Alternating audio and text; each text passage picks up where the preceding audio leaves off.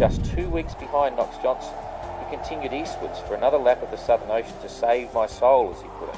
This is the real solo race, sailing like it's 1968. Forcément, tous les gens qui reviendront de la Golden Globe Race, forcément, il faut s'attendre à ce qu'ils aient changé. It's a great story and it's the 50th anniversary, and it's a great opportunity to relive the original solo sailing when technology wasn't available, where we're just using sextants and wind-up clocks to find your position. And it's really the story of humanity and human endeavour in the extreme. So the world has never seen anything like this event.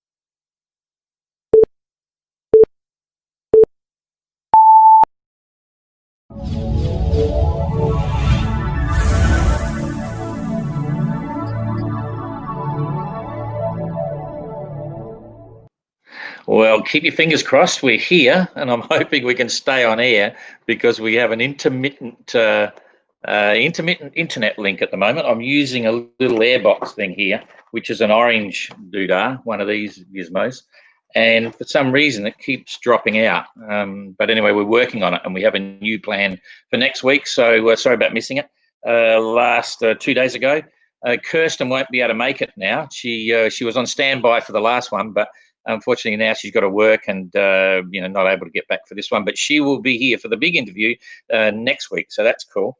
And there's a few things going on. Jean-Luc is here still winning races. That's always interesting. Every time you come to La Sable d'Olonne, Jean-Luc's in the news. He's winning the local regattas and stuff, and he's now doing a regatta down the coast a bit, so that's cool. Simon, who was on last week, okay, he's about to take off on his qualifier in the Atlantic next week. He's fitted his hydrovane. He's really keen, so he'll be out for a couple of 1,000 miles. He will have a tracking thing. We'll try and put it up on the site so people can follow him if you're interested. We just bought a new boat. We got a new boat. We got a Highfield 6.6, one of the Vendée boats. So they have about 40 or 50 of them here during the Vendée, and when it's all over, you can buy them. So we've already bought one, but we don't get delivery until after the Vendée. So GGR now has its own 6.6 meter rib. And what else? So the big one is, I didn't realise, but Aida just mentioned, Aida's here on standby with her phone internet connection this time, in case there's a problem. This time 2 years ago, Tommy was on his boat, and the Indian Navy overflew and took some shots of the boat dismasted floating in the water with Tommy disabled down below. So funnily enough, I just had an email connection and a bit of a back and forwards with Tommy yesterday and today, and he did mention it. So it was 2 years ago. Things were drastically different for Abolish Tommy. I call Abolish Tommy. And that's where he was. So that's about it. Not a lot of news for GGR right now, but I've got John on standby. Crikey's, he's just got a dog with him now too. I'll pull him up. Here we go, 2, 3, 1, and we'll hope we can. Hello, John. Can you hear me? Hello there. I'm good.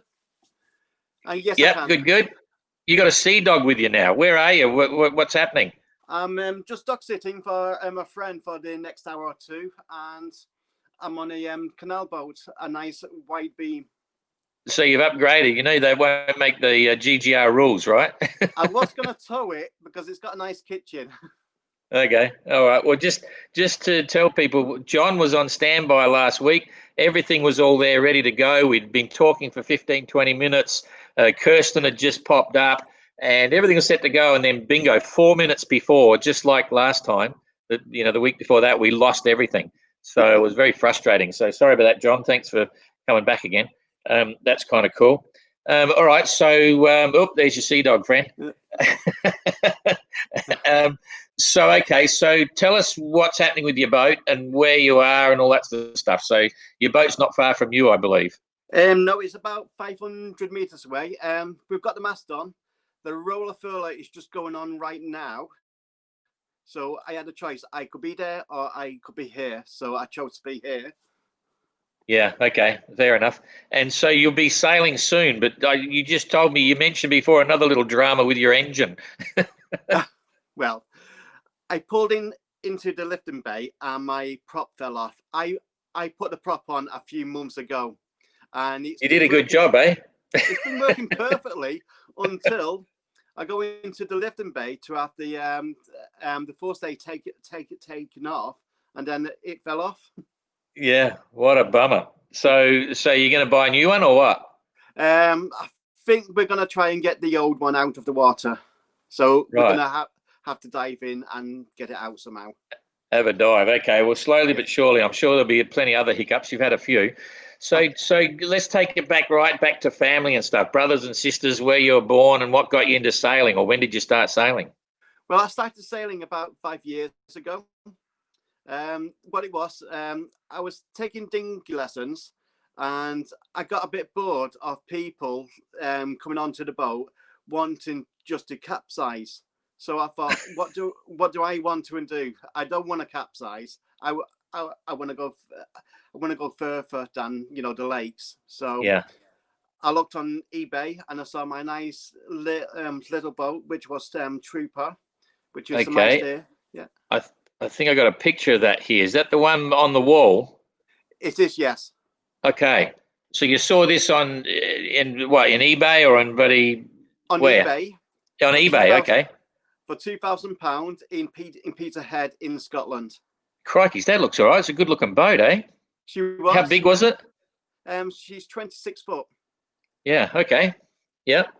So a step aboard keelboat sailing, and that was it. You're away. That was my first boat, and my first time I was allowed onto the sea alone as well. I never sailed a boat before about that boat. Okay, so what were you? So okay, so you're a kid. You were in the family. You went to school locally, I take it, and then you got a job. What was your professional career? Where did it take you? Well, I started off in hotels. Right. And I worked from being a linen porter to a manager, but that didn't do it for me. So I went into photography. Yeah. And I found that I really like doing landscapes, but then I found out I was pretty good at doing models as well, photographing models. Yeah. So I tried to make my photos a cross between landscapes and model photography. That's all right. So that became you. So do we call you a photographer, or do we call you in the hotel management business, or what? Well, I'm not in the hotel management business now because of COVID. I lost the job, so I'm just a unemployed photographer at this moment in time. Okay, well, it's a good time to be unemployed. At least you can go sailing. Okay, so that's interesting. So you've been sailing around a bit, and then what all of a sudden turned you on 6 years later? You're now in the GGR. How did that evolve? What happened there? It was 4 years ago. When I got from Peterhead to here, we had the Clippers here.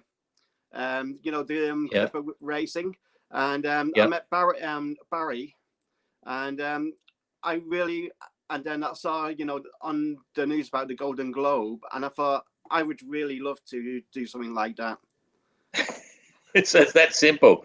So you met Barry Picton. He would have been rapping in your ear about the whole thing, I suppose. Yes. Yeah. So it's Barry's fault. Well, I emailed him to arrange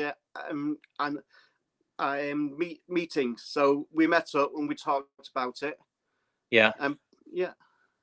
That's all right. That's cool. All right. And so then you went onto the hunt straight away to find a boat. Tell us that story. That's got another classic ending to it. Oh yes. Well, the local boatyard knew that I wanted to do the Golden Globe, and a Nicholson 3211 came up, and I was buying some spreader caps for my old boat.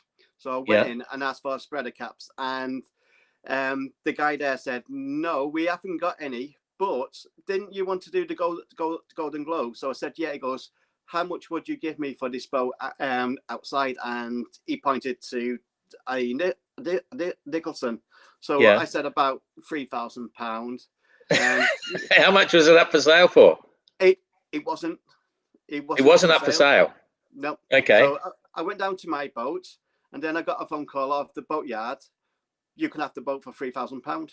£3,000. It's actually quite a good boat. I've never seen it in real life. Yeah. But I've seen plenty of photos of it. Oh, that's not a good one. £3,000. That's crazy. So did you? That was from the like. Did you meet the owner? I did. Yes. Yeah. Yeah. And what was his story? What did he say? Well, he bought it for £23,000 in 2016. Yeah. And then I don't think he just sailed it. He didn't sail the boat. So the engine went in it, which I had to buy a new one. That was a big palaver as well. I went through 3. I bought one, found out that it didn't work at all. So because we fitted the Volvo, I had to buy another Volvo to fit into that place. Yeah. So I bought a second one, and it didn't work. I'm never buying an engine again off eBay or anyone's friends of a friend. Hey, you bought a boat from eBay. That's fine. Well, true, yeah. So anyway, on the third one, the boatyard again said, John, just buy a brand new one, and it'll solve all of your problems. Yeah. So I bought a brand new one. Okay, that's cool. Hey, I'm going to give a few g'days here. Mike and Gay Lewis, they're here on time, which is good. Fee Yang, that's Anod's wife. Hello, Fee. And Ada's here. I know that. She's just over there. I'm just looking for any questions. Hi from Ireland. Did you find any good food for the GGR, John? Did you get any good food for the GGR? I have, yes. But because someone said we're not allowed any plastics, all this ready to eat meals are all in plastic. So I'm having to resource the same meals in, recycled plastics. Yeah, okay. What you can do, here's what you can do, because we say, we want to get rid of all single-use plastic, including in food packaging. However, we are realistic. You can you need to justify to us why, if you something that you desperately want and there's no other alternatives, you can put in a justification, and we'll review that. So don't think that we're saying, no, you got to go to tins. But if you can try and do it, you need to look at it, and then just come back to us and we'll make a decision, because I think the whole environmental thing, it's very easy to go with the flow unless you think about it. So what we're trying to do is get people to think about it. So don't go hungry. I won't do. Yeah. Okay. So Doug Dean's there as well. Gurav's here. Can't hear John. Yeah, you need to shout out a bit, John. You're still a little bit light, but that's okay. Claire McCarthy, amazing. I thought I'd misheard him. No. Gurav, Dark Horse. Yeah, he's definitely Dark Horse. Guy de Boer, what? That's only 5% of what I paid for my Toshiba. Yeah, you got ripped off, Guy. You paid way too much for your Toshiba. Why would you buy a Toshiba? Crikey.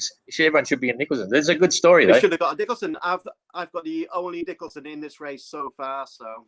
Yeah, the budget's a while. We've had a few people get some real good deals, and people like owners of boats supporting entrants because they want to see the boat go around. So it's pretty cool.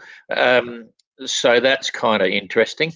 All right. Oh, jeepers, Jane just got up me. Sorry, Gurav. It's Goro, not Gurav. Anyone that's just watching for the first time, it's a private joke. But anyway, sorry, Goro. I'll get it right eventually, I promise. All right, I'm going to go. Let's just do the word associations first, okay? This will really put you on the spot. So first thing that comes to mind. All right. You ready to go? Whale. I am, yes. Whale. Massive. Time. Not enough. Cold. Welcome. Panic. Patience. Drogue. Necessary. Sponsor. Too few and far between them. Family. Friends. Albatross. Big Bird. No, Big Bird's a cartoon character, Anyway, books. Books. Read many. Holidays. Too few. Father. Best friend. Cape Horn. It's going to be a welcome sight. Robert Knox Johnson. Hero. Loser. Loser. No one. Impossible. Not impossible. Okay, that's pretty cool. Life. Live it. All right. Yep, that's fair enough. Okay, so we're going to go straight on. You know the question routine, 1 to 10. Yeah. Okay. Number 9. Number 9. What do you keep under your bed? Don't say a British potty. Boxes. Boxes. Yeah. Okay. What's in the boxes? Empty boxes. Just in case. No, just photography gear like lens boxes, camera boxes, boxes from a PlayStation. Yeah. Okay. Yeah. You've got it. Oh, I should be. I've got these pictures hanging out here, so you can't see John full on. So I'll get rid of the pictures. But you just had the killer dogs there, ready to go. Okay, 10 to 20. 20. Oh, you've gone very quiet all of a sudden. 20. 20, I think you said. What are the 3 most important things in your life? Well, my boat, friends, and food. Your boat, friends, and food. Yeah, you go quiet a bit on the last one. Okay. Yeah. So 20 to 30. 22. 22. What is your favourite bird? We're talking animals here, not women, by the way. It will have to be a kestrel. A kestrel. Tell me why. I'm not too sure. It's just the first bird that popped into mind. Okay. Yep. Okay. So 30 to 40. 39. 39. Would you rather be poor and love your job or rich and hate your job? I'd rather be poor. I think you already are. You haven't got a job. I am now, yeah. Okay. 40 to 47. 42. 42. Oh, that was getting close to the meaning of life. What are you passionate about and why? Sailing. Because I'm not doing enough of it right now, and I just want to be out there and sailing all the time. I was just going to say, you're really missing out at the moment. It's been like a year, hasn't it? You were hoping to go sailing and do your sort of do some serious miles, and then all sorts of hiccups. And now, how long have you been out of sailing? For about a year. Yeah. The last time I sailed was in January, I think, and then I came to Dusseldorf. Yeah. And then by the time I get back, I planned to go around the UK, but something happened, and then COVID hit. Yeah. So I was living on a boat, but I couldn't go sailing. Yeah. Because we're discussing here. We reckon COVID's going to be kicking in until middle of next year. I mean, it's just amazing. Anyway, okay. This is the tricky ones now. Very intelligent questions. These ones from A to N. Pick a letter between A and N. J. J. What was the last gift you gave someone and why? I gave them a camel blanket. A camel blanket? Yeah. That's a blanket that goes on a camel or a blanket made of camel hair? No, it was a blanket that goes onto a camel's back, but I bought it for a horse, which I didn't use. I bought it 11 years ago in Afanos. In Turkey. I was trying to ride a horse from Istanbul to Mongolia. And so you started off by buying a camel blanket. I like that. That's really good planning. No, I started off with the horse, but I didn't want her to get saddle sore, so I bought a spare blanket, to put onto the horse. Okay. I never used it because soon after, I had to stop because the Russians decided to invade Georgia at that point. Okay. So what was the outcome of the expedition riding to Mongolia? You didn't make it, or you? I didn't make it. No. Yeah. Okay. Due to bad weather and the Russians not wanting me to go across the borders. Yeah, fair enough. There's a few of us just talking about the Mongolia rally next year. There's a car rally for a couple of months, but anyway, that's another story. Okay, that's cool. Any other secret expeditions that you've been on besides riding a camel with a horse blanket to Mongolia and Russia? Anything like that? No. Nope. Okay, so that's cool. All right, so we've got that. We've got that. So what's your? I'm not even going to ask you what's your biggest challenge. I know it's money and time getting to the start, but what's your biggest fear once you start the race? My biggest fear will be running out of water, I think. Yeah. How much do you carry on board? I've got my tank holds 120 litres. Yeah. So how much water are you going to take, you reckon? Well, a full tank and a lot more in jerry cans to begin with, and I'm trying to design a thing that's going to collect the rainwater as well. So yeah, good idea. Okay, I'm just going to check for questions. Stuart Keen's there. G'day, Stu. Stephen Eddy, Goro's still there, and Guy De Beer, fastest design.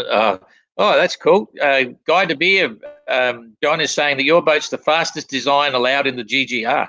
That's really good, eh? He just made a statement on the thingo. Yeah, I agree, Guy. And Ada said something in French, and I got no idea. Have there been any classic yacht entries? They're all classic yachts, but I don't know. There's no beautiful timber classic yachts. But I mean, Tapio has got an absolute classic. From way back. He's a good one. But after that, well, it's beauty is in the eye of the beholder. Many would think that the Toshiba 36 is the best looking boat in the fleet, but I'll leave that up to the individuals. And any other questions here? Who's 13 crew behind him? Sorry? No, there's a question here from Goro. Who's T3, Toshiba 3 crew behind him? I'm not sure what that means. Anyway, Aida, your crew is not very wise, John. Oh, that's the dog. You're referring to the dog. Okay. So, okay, Guy de Bourg. Oh, Guy de Bourg's gone off. Will John train during the winter season? Here we go. You're going to be training now, John? When do you hope to get going? Yes. Yeah. I'm moving to a little port called Whitehaven, and it's the best place to go from to Scotland, Ireland, and Wales from. Yeah. Okay. And so, how long before you reckon you're ready to sail? Mobile. Next week. Okay, that's cool. That's encouraging. All right. So, okay. So, what's the obviously how would you describe your attraction to the Golden Globe? Why did you decide, having relatively low experience, that you wanted to do the GGR? What was it that was the appeal? It was the adventure. Just you against nature, and just being on a boat, alone for 8 to 9 months, just going and going and going. Yeah. Okay. All right. And so what do you perceive as being the most fun thing within the race? What's the thing that makes you smile the most? You think, oh, that'll be cool. Forget the challenge for a minute. What do you think that might be? It's just getting the boat on the perfect, sail, and you don't have to do much. You can just walk around and see everything happening, and it just brings happiness. And you think this is what life's about. Yeah. You're doing 7 knots, or maybe surfing down the waves and everything, and you're thinking this is what life's about. Okay. Sharon Edwards just asked if you're going to reinforce the mast. She may not know. John's just got a brand new mast. So you're happy with it? It's a Selden mast, and it looked pretty good in the photos. Yeah, and it's got internal doublers to the gooseneck as well. So and it's a real nice looking tough mast. Yeah. Good timing for that one. So Sharon, you can see on John's Facebook page, he's got lots of photos there. The new mast just gone up, so that's pretty cool. Okay, so how's your Celestial? Where you're at with that? That's a numbers game. Well, I did learn it a few years ago, but I've not used it, and I was hoping to go do some classes next year. Yeah. But now that with COVID, I don't think we're going to be allowing any big classrooms. I was hoping to get onto one of the tall ships where they teach it. So I get more sailing miles, plus I get taught by the best. Yeah, that's cool. So if I had to do Celestial right now, it'd take me about 3 days to refresh everything. You get lazy. Anyway, that's another story. Okay, so you got the food sorted and so on. What do you think your total budget is going to be? If you, assuming you had the money to spend now, not too much money with a big sponsor, but you got the money that you needed, how much do you reckon it's going to cost you to get the boat sorted, get to the start line, pay the entry fees, get all the safety gear, and do the whole thing? What do you reckon you're going to spend? The boat's almost done. Yeah. Just 2 bulkheads that need to go in, and some other small stuff. But I would say another £40,000, 40 to 50,000. 40 to 50. That's including entry fees. Yes. Yeah. Yeah, that's pretty cool. You may be one of the lowest budget ones. You know, I mean, in the last race, I think Loic Lepage, our French entrant who lost his boat, unfortunately, was one of the budget guys. He's trying to get in again. I really hope he makes it. And we give him he sailed the up for Nicholson. Absolutely. It's just what I was going to say. He was another one. You know, there's a lot of them out there. It's interesting because people often ask us, why did we only include the 10s? You know, the 10 and 11, you know, the Nicholson, the latest ones they built. Partly because it's just there's just so many Nicholsons there. We thought we'll get the youngest ones, and it's got a better deck profile and all that sort of stuff. But there's plenty out there if you're looking for a cheap boat to do the GGR. You know, you got to spend money on the refit, but that's cool. So Mike and Gay Lewis just put a note up. Get Mary Blewett's book on celestial navigation. It's not that hard. Couldn't agree more, Mike. You probably know that way back then, that's exactly what I did too. You can, you know, Mary Blewett's book is a classic. It's so simple, little tiny book, teach you everything you need to know, and you can, you know, it's pretty cool. So that's kind of fun. All right, so you're well and truly on the way. You excited to go sailing now? Are you worried about the timeline and the money? Yeah, I've been waiting for a year to do this, so I'm ready for it. Yeah. Have you been doing any fitness training or anything? Says he that hasn't done any fitness training even for his little boat yet and won't fit through the hatch probably, but that's another story. I trained in self-isolation for the last 6 months to stay on my boat and not do a thing. Yeah, that's fair enough. All right. So what's something that you no, if I said that you just say money. What's something that you're really looking forward to buying more than anything? More than anything, I've always wanted a pair of Dubarry boots. Dubarry boots? Yes. Yeah. Yeah. I thought I can afford to buy them, but it's one of those things that I keep thinking I can buy something else, you know, for the boat with. Yeah. So I always put them, you know, at the back of the list. Like when I went to Dusseldorf, I was looking for Dubarry boots there, but there was none at all. Yeah. Yeah, they're nice boots. Eh? They're very bloody expensive. So I know it's probably a good move. Stick with the priorities for now and keep dropping the word. Maybe someone will buy you a pair of Dubarrys before the start.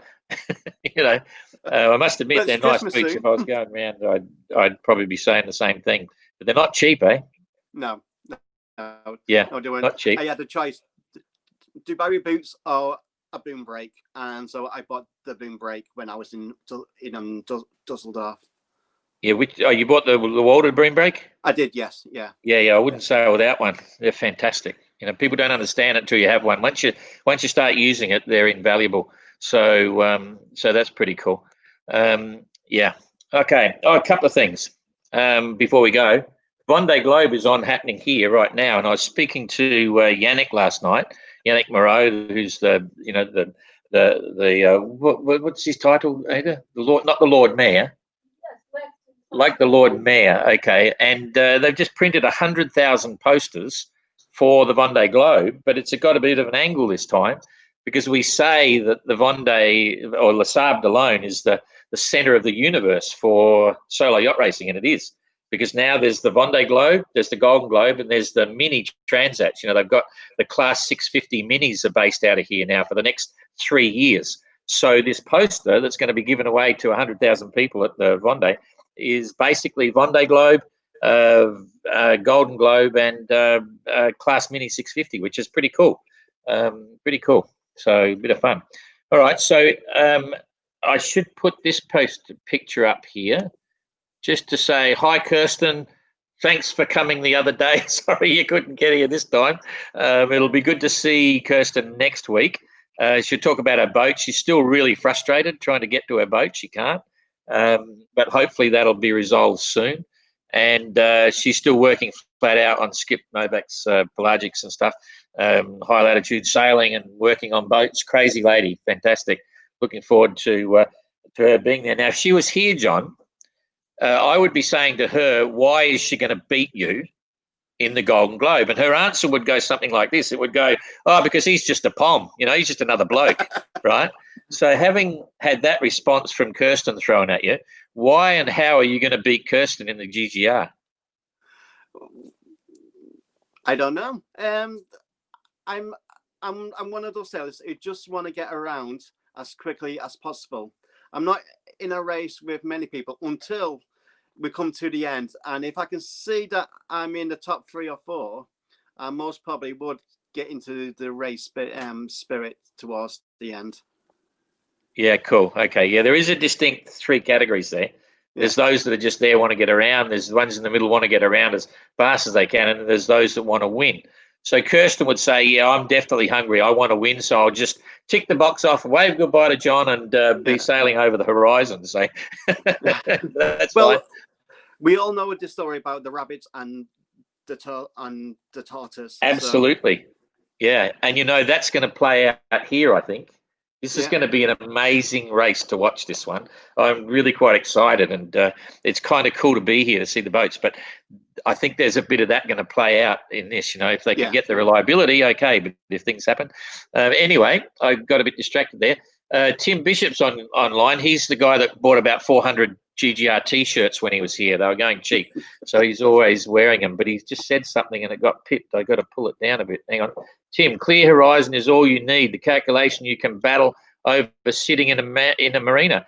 Too true. You could have some good conversations, John, with Tim. He's our volunteer photographer for GGR. Gurav have to go, but wanted to say that John is one of the nicest guys in the GGR. I will look forward to being next to him on the start line. Notice he didn't say after the start line, because he's going to think that he's gone as well. Anyway, Brett Cornetta, this new to this, how many boats are in the GGR? We've got 26 boats already signed up, I think it is. But Brett, you can get onto the Golden Globe Race website and you'll be able to see everything. You can see all the skippers there and all that sort of stuff. So that's cool. Gurav, Mustos are better. You must be talking about the boots. I wore Musto boots, and with the thermal liners, they are pretty good. Aida saying to Kirsten, can't wait to hear you next week. Good idea. Comparing wet weather gear is like comparing women. Everyone has their preferences. That's very true. Jane Ju. Oh, message from Jane. Hello, Jane. Sitting in Adelaide, down by the beach, having a good time, but it's night time. So Tim, he made a statement, I think, about the wet weather, about the celestial nav. And Guy de Boer, Alda, Aida, how about you joining us on the race? Well, she is. She's one of our biggest volunteers. Yeah, you want to. How will the GGR change him? Oh, okay. How about joining us on the race? There must be another one. I didn't see that. Unless he said, oh, there's more. Okay, there's more questions. Guy de Boer, how about joining us in the race? Aida's actually going to be part of the Jane Aida show. They'll be. Aida did a lot of volunteer stuff for us, in the last event, and she'll be doing even more in the next GGR. I've given her a huge list that she'll be involved with. Hang on, I've got to chase it now. Also, ask how GGR will change, John. How do you think the GGR is going to change you, John? I don't think nobody knows how something's going to change them until they've done it. I think you have something in your mind's eye how things are going to go, but in reality, you just don't know. Yeah, you have to live it to know how it's changed you. Yeah, too true.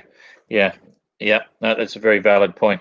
Guy de Boer was just saying sailing. Yes, Guy wants you to sail in the race, Ada. Anyway, okay. So if there's one thing that you could change about the GGR, what would it be? At this moment in time, I would say 2023. No, that's not going to happen. 23 is my lucky number. Yeah, fair enough. Okay, that's cool. All right, and so we're just about Doug Dean's there as well. Doug's been flying. Doug is an entrant in the race. Our typical American. There's typical American like Guy de Boer and typical American like Doug Dean, right? Doug is a classic. He's a pilot, photographer, a professional pilot, has his own planes, crop dusting and so on, but he's been working really hard hitting all their bushfires. He's been flying, long days, day after day after day, doing the bushfires, saying it's just worse than smoking because the atmosphere is full of smoke. So, Doug Dean, and it says, when and where are you planning to do your qualifier, John? Well, it was going to be around the UK non-stop, but I might be taking a leaf out of Pat's book and just go down to the Azores and back. But me and Pat, we really want to go to Iceland and back as well as a qualifying miles as well. Yeah, fair enough. Okay, Mike brought up an interesting point. It's changing everyone already. That's exactly right. All the entrants are evolving themselves through preparation for the race, even before the race, but that's a part of life. And Eli just came in and said the Guy de Boer is Dutch. Jeepers, you're right, but he's probably got an American passport now. Maybe. I don't know. He's just taken on a job he's into media. He's going to be doing a radio show. We all should get on and spam the radio show and listen in and stuff. But anyway, okay, we're running out of time. It's gone a bit long. So thanks, John. That's good. I'll get rid of Kirsten first. Thanks, Kirsten. We'll see you next week. I'm sure there'll be a lot of people keen to do that. And interestingly, this is typical of the GGR. I've never actually spoken to Kirsten. I feel as if I know her really well. We have emails and communications back and forwards, and I watch all her video clips. So I'm quite looking forward to actually saying g'day. So see you next week, Kirsten. You're gone, and good luck with finding the propeller and sorting out the forestay and finally getting sailing. Okay, thank you. And thanks for... Yep, and thanks, John. Yeah, we survived. We had the connection all the way through. All right. So we'll see you again maybe in about 9 months because we'll probably loop it again, this thing. I'm not sure. Yeah. But you can tell us how it's going then. Okay. Thanks, John. Okay. See ya. Okay, that's it. We survived. I don't believe it. I was happy to get the internet thing done. So we'll see you next week, same time as normal, not this one. Thanks a lot. See you later. I'll get rid of me.